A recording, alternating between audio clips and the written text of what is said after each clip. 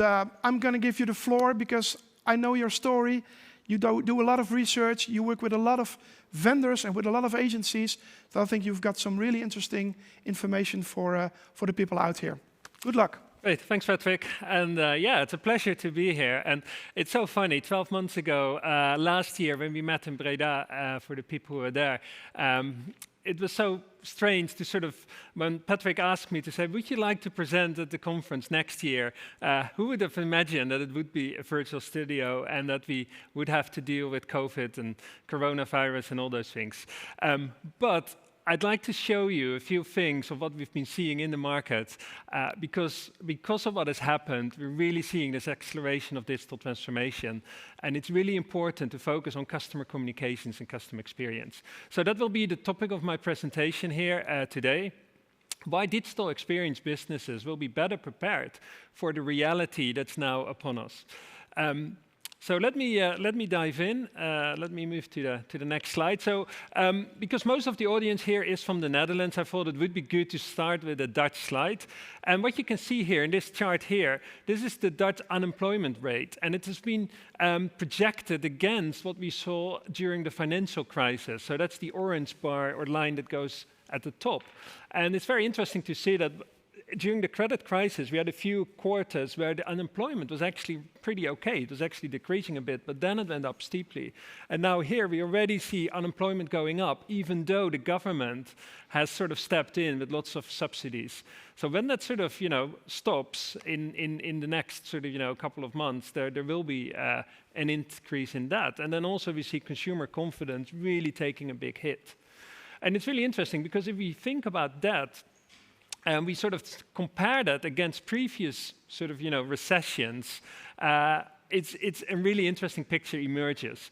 Now, this slide is actually from the US, and what they've done is every recession since the Second World War, they've plotted on this chart. And then they sort of put the corona crisis, and you can see the immediate big dramatic effect that it had on the US job market. But then also it rebounded pretty steeply. But it's interesting if you sort of see that the recovery to the same sort of peak levels has sort of taken longer and longer and longer. So the question that is really interesting now is to ask, what's going to happen? Are we going to see a line that sort of follows the sort of historical recession trend? Are we going to see a line that is more consistent with 2007, the financial crisis? Or if you think about all the digital transformation that's going on, the amount of artificial intelligence coming into the market, the fact that we can do much more with less, maybe we're looking at this trend here.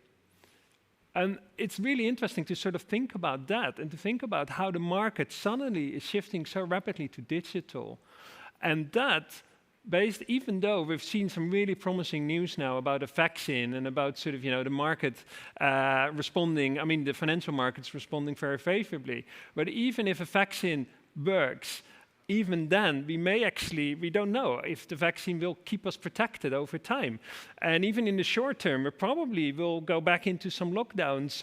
The prediction here, this is from the Harvard Business Medical School, they said, every time if you do the modeling, even though if we enter this, or if we exit the current sort of lockdown, in a few months, maybe March, May, there will be another one.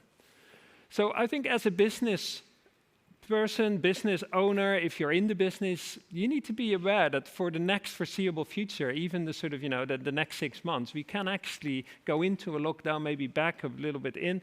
And it's really important here that the things that we've been seeing, the shift to online working, the shift that consumers are doing more stuff online, that's here to stay. I think that's a really critical thing to remember, that even though this thing will go away, a lot of the changes, I believe, are permanent. And what is another thing that is really interesting when we sort of look at the things that are happening, is that digital transformation and customer experience have become more important than ever. There's a lot of research that's been done. Oh, sorry, let me stop here.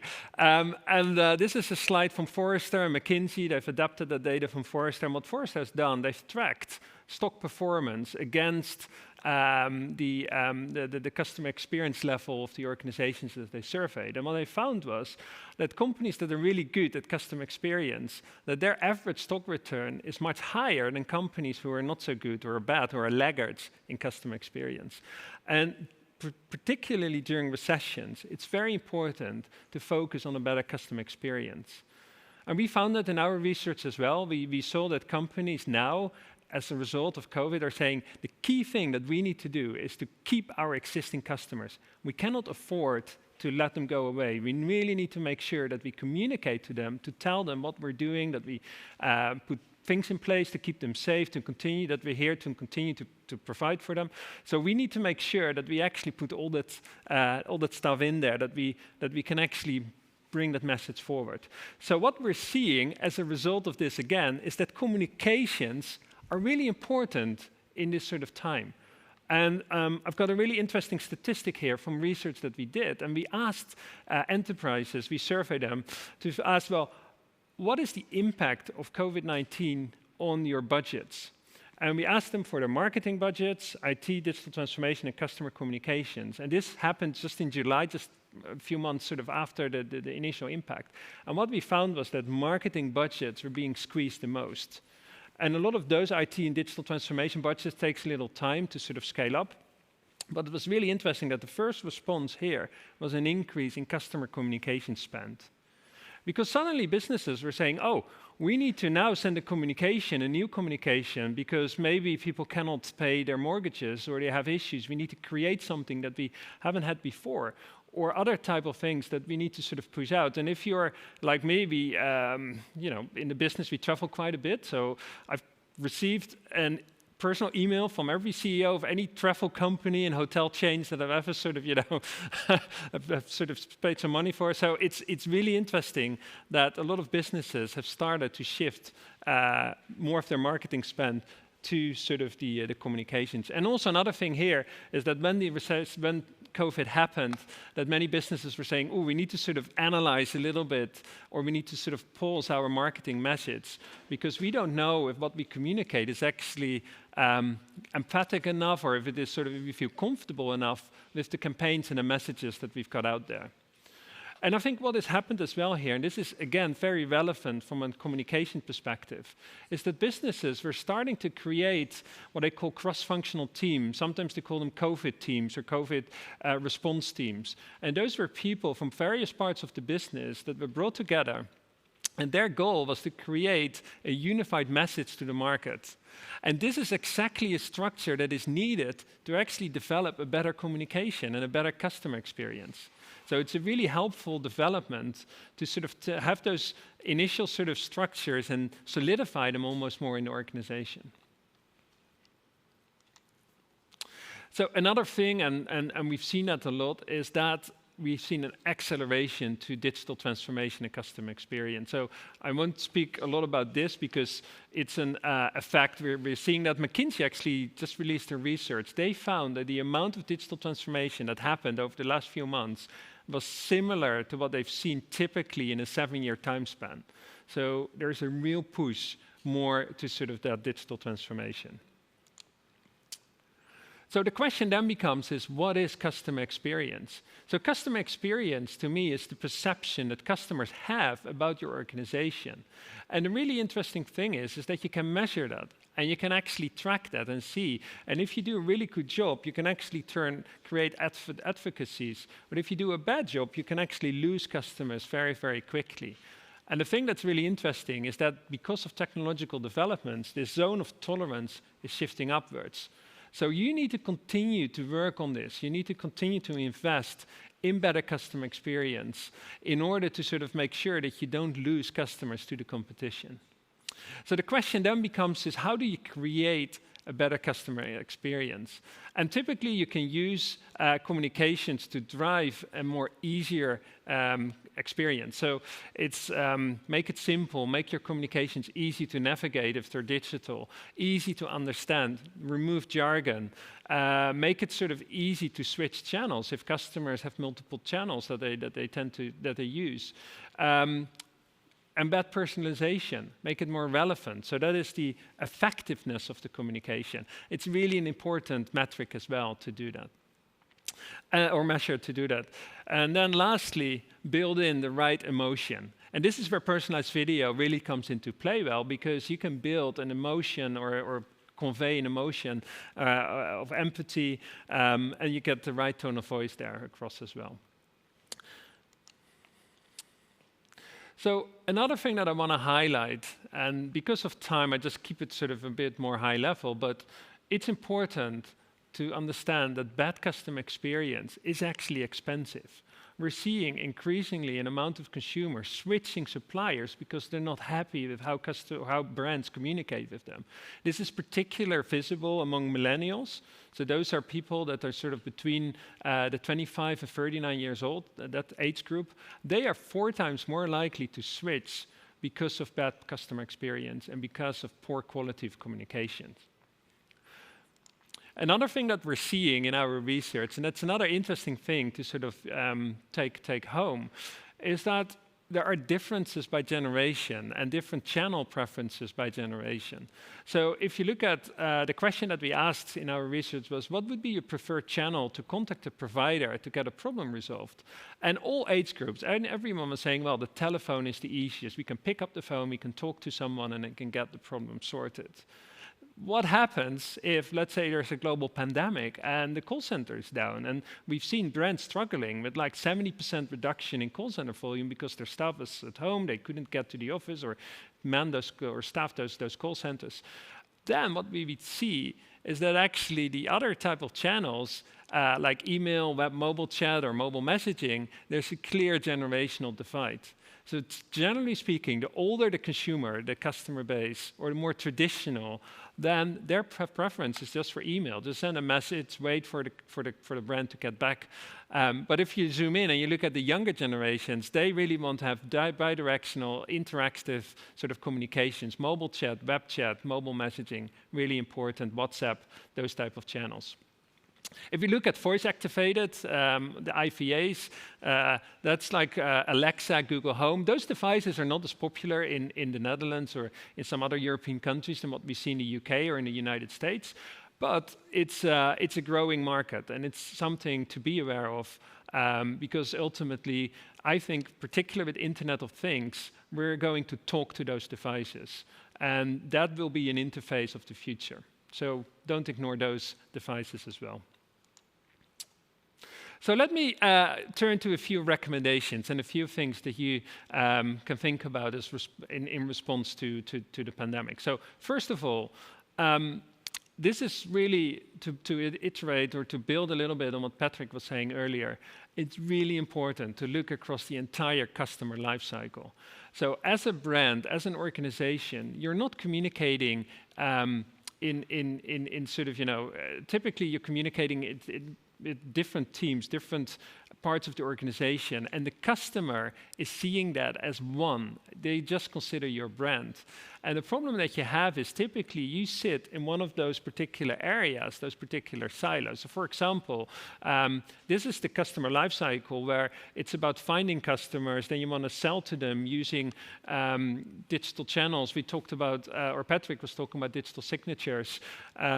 All that stuff is becoming more digital. You want to create a welcome communication. Personalized videos are ideal for welcome communications. Billing, customer service, then you want to sort of make sure that you can engage in ways that actually drive the customer, reduce churn. So a lot of those things that are happening now is we can use communications to drive particular business outcome and results. And in order to do that, it's very important to look at this a little bit more in a centralized way. So one of the things that we see is this central control hub or this customer engagement hub. In order to do that, you need to have the right sort of teams in place, the center of excellence is to do that, but it is about sort of coordination and getting all the teams aligned to sort of subscribe to that vision. And I think this will actually be really helpful. If you can make sure that the tone of voice is similar, that if you had multiple acquisitions, that you can make sure that those communications are consistent, that the tone of voice, the look and feel, all those things actually help, making sure that you don't overload the customer with a lot of communications in a particular phase, because different teams are sending different type of communications at the same time. So managing this in the right way actually leads to much higher profitability and revenue growth, as we talked about before. Another thing that we found was keep investing in modern technology. This is another sort of key recommendation. So there's a lot of AI coming into the space. I'm not going to talk about it now, but the third thing that we found here was bidirectional channels. There's a lot of interest in using things like interactive video, personalized video, interactive or intelligent voice assistants, IoT devices, smartwatches, all those type of things. It's about creating an additional channel. Integration with mobile messaging is the fourth one there as well, with WhatsApp and those type of things, where younger consumers in particular want to have the instant bidirectional communication. And then to wrap it up, just 2 more slides here. Don't be afraid to experiment. We're seeing a lot of fintech and insurtech and new technology coming into the market, and big brands are starting to experiment with that as well, and even sort of realizing that sometimes legacy and the existing structures are too restrictive, and they're starting to form new businesses based on new type of architectures. So there's a whole trend to composable IT infrastructures, where it's about connecting web services together and building in a more innovative way new type of solutions. And we're seeing companies creating those innovation labs, and they're starting to sort of experiment and doing small POCs with really good cloud-based software that can easily be connected and then can easily sort of scale up. So another recommendation here is don't be afraid to experiment. The market is moving in that direction. The revenue, the licensing models are evolving as well. So this is a clear trend in order to drive that customer intimacy that's so important. And then lastly, this is a little bit my plug here, keep learning. So we're an analyst firm, we are strategic consultants in the space. We've got a website, it's called the Aspire Leaderboard. You can register for free and you can learn about anything that happens in the space. So I know it's a lot of information in a condensed amount of time, because there are lots of other speakers here as well. So I want to thank you for your attention. If you have any questions, feel free to drop them in the chat, and yeah, happy to talk about them. Thanks so much. Thank you, Kaspar. We have a question of Marcus. Okay. And Marcus is asking to you, the central control hub makes a lot of sense. How can companies best avoid this becoming an entity that slows the execution and prevents innovation? Right. So it's important when you sort of have that centralized vision that you don't, I think that's the question, don't become too sort of rigid then, and that it becomes a sort of inhibitor. And I think what is happening here is we're seeing new technology coming into the market that helps you to do this in a more intelligent way. So for example, to build, enable the business to own particular communications, and to have a more, let's say, from an IT perspective, an easier way from a sort of, more modern services-based approach, what I mentioned, those composable architectures that allows you to plug in new type of solutions. So you're building a foundation, and then on top you can plug in new type of solutions. But it's a good discussion, and it requires probably a more in-depth sort of discussion to answer that. Yeah. But also it's an opportunity, I think, like our customer interaction vision layer, that it's an opportunity to speed up things, right? Oh yes, absolutely. So that's the purpose. That's the whole purpose. The purpose is to create a consistent experience, but also to deliver quicker time to value or time to market. Absolutely. I have another question of Gaston. Yep. Can you share some examples of early leaders who have successfully used AI for faster content authoring. Ah, That's a challenging oh, question. that's a really good one. So I remember I've been talking. So this is one of the largest banks in America. We were speaking to a lady there who managed a team of content authors or experts, and their goal was to actually reduce the number of communications, to rationalize them, as we call that in the industry. And the traditional way of doing that was you just print out communications, you stick them on the wall, you would sort of, read through them, and then you would sort of say, okay, those are paragraphs that we can condense. And she was using a system to sort of put it on there, and the AI engine would sort of do that automatically and give her recommendations of the content that could be, brought rationalized. And she was saying a reduction where previously it would take a team of 3 people to do it for a few months. She could now do that in less than a day. Great. So it's that technology is coming. It's real.